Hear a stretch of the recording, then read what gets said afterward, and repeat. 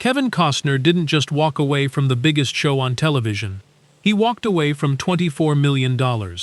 And the real reason why has been hiding in plain sight for 30 years. Most people know the headline: contract dispute, creative differences, a feud with Taylor Sheridan. But the full story goes deeper than any of that.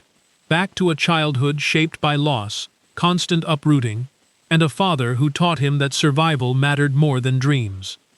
He was born in Linwood, California, in 1955, the third son of a working-class family that moved constantly across the state.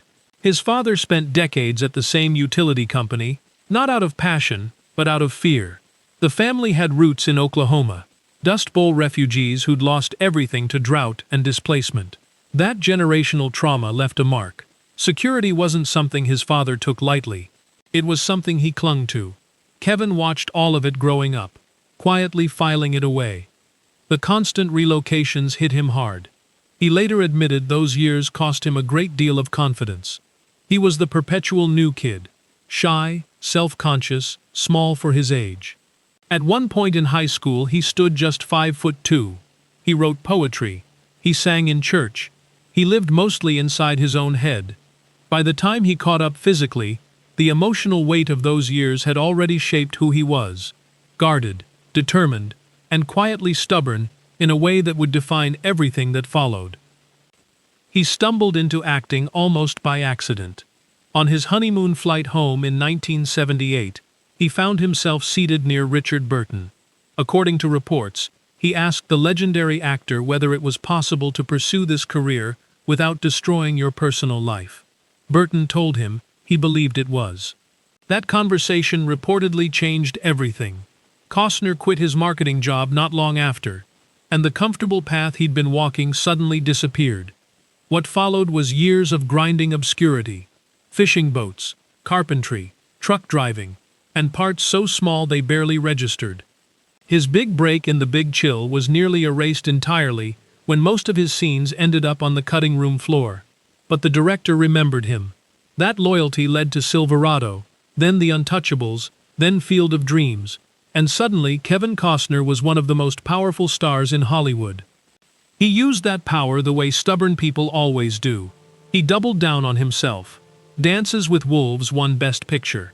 Then came Waterworld, which spiraled into one of the most expensive productions in cinema history, followed by The Postman, which reportedly won 5 Razzie Awards in a single night. The fall was steep and very public. Offers dried up. His name became a punchline. Then came Yellowstone in 2018, and it brought him all the way back. By season 5, the show was drawing over 12 million viewers. He won a Golden Globe at 67. For a moment, it seemed like the story had its perfect ending. But according to reports, tensions with creator Taylor Sheridan had been building for some time. Disputes over scheduling, creative direction, and scripts that allegedly weren't ready when production began. It has been claimed that Costner was offered $24 million to continue, but that later negotiations involved lower per-episode pay, which he reportedly found unacceptable.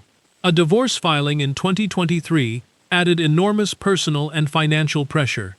And looming over all of it was Horizon, a passion project he'd been quietly protecting for 30 years, one he ultimately funded himself to the tune of around $38 million.